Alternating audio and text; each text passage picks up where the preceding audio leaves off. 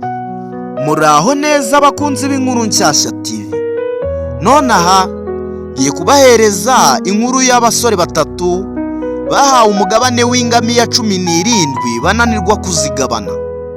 Kandi nawe ukurikiranye iyi nkuru urajya kumva urumva neza ko ntabwo byari byoroshye. Ushobora kwibwira ko byoroshye, ariko izi ngamiya niwumva uburyo bazibahayemo kuzigabanya urumva ko ari ibintu bitari byoroshye.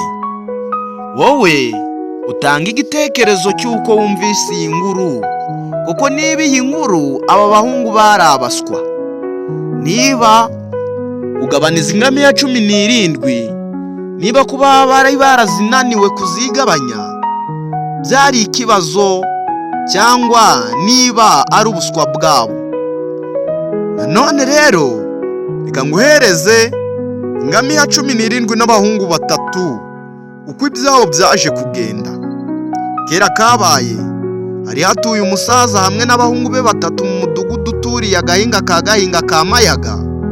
Uwo musaza yari afite ingamiya 17 arizo zamuheshaga amafaranga ubwo yazikodeshaga abantu bambukiriye saha yo mu butayu.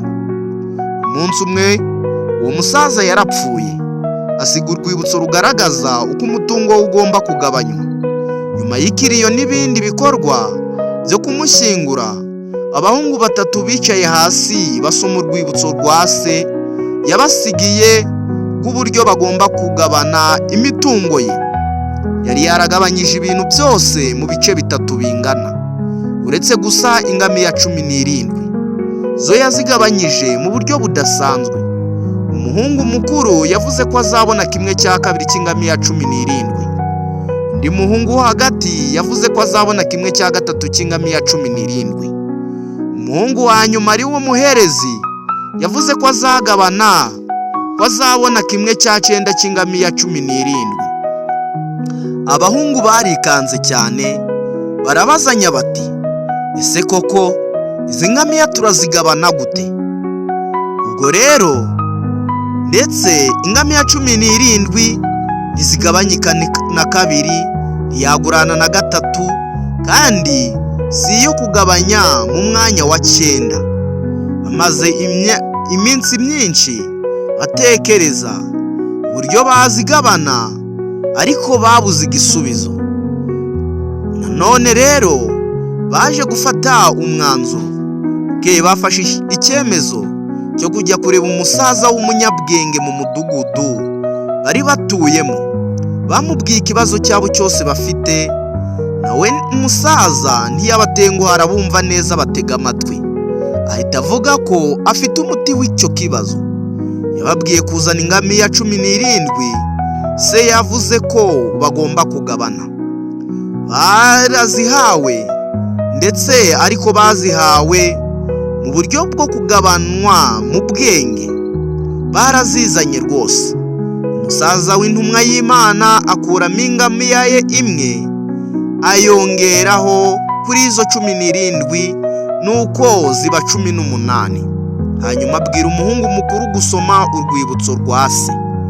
Umuhungu mukuru yarasomye aravuga ati, umuhungu mukuru agomba kugabana 1/2 cy'ingamiya 17.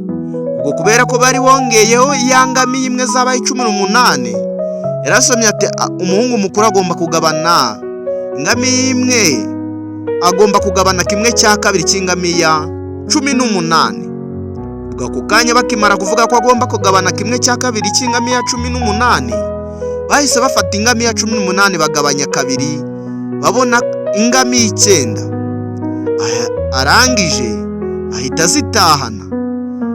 Uko babikoze bafashe ingamiya 18 bakuramo 9, baza kubona 9, babona ingamiya 9. Umwana w'umuhungu wa mbere ahita zitahana. Umuhungu wa kabiri wo hagati bavuze ko agomba kubona 1/3 cy'ingamiya 18. Ubwo nuko ntibyaje gutinda, bafashe ingamiya 18 bagabanya gatatu, baza kubona ingamiya 6, nawe arazitahana. Ubwo rero ingamiya zimaze gutangwa, zari zimaze gutangwa icyo gihe, zari ingamiya 9 umuhungu wa mbere yatahanye, ndetse umuhungu wa kabiri atahana 6, haje zari zihwanye n'ingamiya 15. Nuko ubwo rero bafashe ingamiya 18 bakuramo 15, haza gusigara ingamiya 3. Nuko umuhungu muto, umusaza aramubaza ngo none umuhungu muto, bavuze ko ugomba kugabana ingamiya ingahe kukiye kigereranyo? Bavuze ko agomba kugabana 1/9 cy'ingamiya 18.